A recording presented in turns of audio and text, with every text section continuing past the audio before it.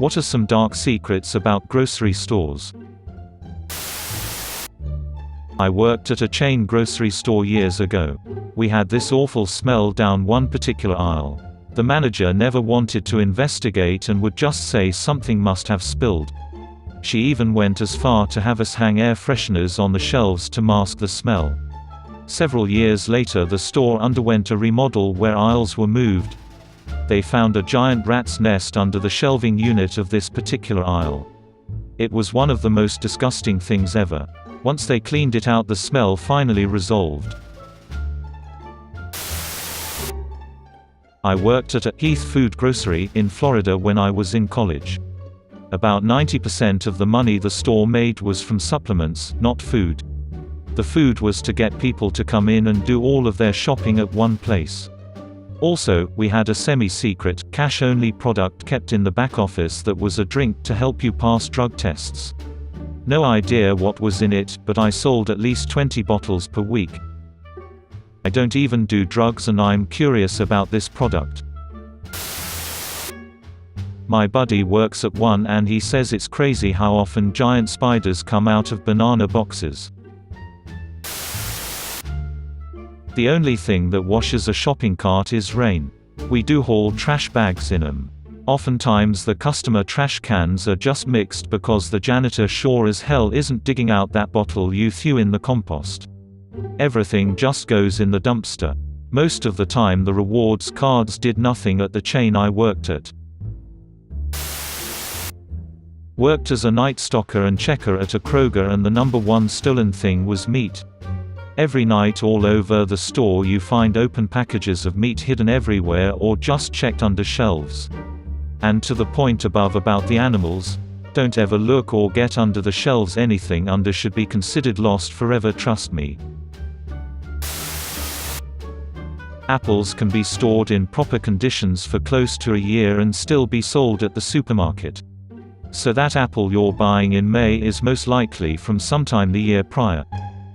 I'm a produce manager and I can tell you with 100% certainty that I have gotten apples shipped to me that were in storage for almost 2 years. I'm not even mad. I'm impressed, and I'm gonna continue to buy zombie apples. Grocery store managers are very prone to being bribed by businesses when it comes to slot space. I was talking with a coworker at a part-time furniture store job I had a few years back. Guy was retired and used to manage grocery stores. I ask him about it and he starts talking about all the free shit he got from Coke, Pepsi, Nestle, all sorts of big companies. They would offer him free Falcons tickets, flights to resorts all over the place, etc. Why? Because when they offered him this stuff he gave them more space on the shelves. Coke wants 5 feet more shelf space. Sure thing, just send me some tickets to see the Eagles next Saturday. He had a laundry list of shit that these companies gave him for better slot space. Even when companies started cracking down on it, they'd just send gifts to his family. My girlfriend's dad owned a grocery store. He got a jet ski from one of his vendors. I work in retail bakery. We don't make anything from scratch. Everything comes in frozen. We just bake it or thaw them out before putting them on the shelves. Cakes are pre-made, we just put icing and decorations. Lots of customers don't like that our products are kept in the freezer. We waste a lot of food. Quality inspectors at grocery warehouses tear open bags, cut open fruits and veggies, and stick thermometers in meat and chicken. That all gets thrown away. When meat products especially are above a certain temperature, they get discarded too. I was once responsible for getting rid of over $100,000 worth of meat due to temperature. Made the warehouse discard $10,000 worth of strawberries that went moldy in the warehouse. Didn't even get to the store. The dudes in the meat department always have drugs. My boyfriend used to be a meat man and this is so accurate. They usually are funny as hell too. I have worked in grocery stores for about 18 years, with 10 of them being in management. There are too many to list, so I will give a couple. I would say 95 to 98% of customer complaints just get ignored. Almost every time someone will give you your money back just so you come back and spend more money. When you say you will never come back, we don't believe you.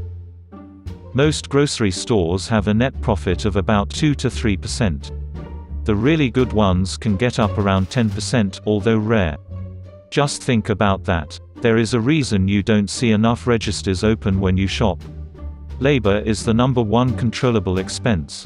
I personally never use self-check because they are taking a job from another person. Plus they break down easily and I have had to fix them too many times.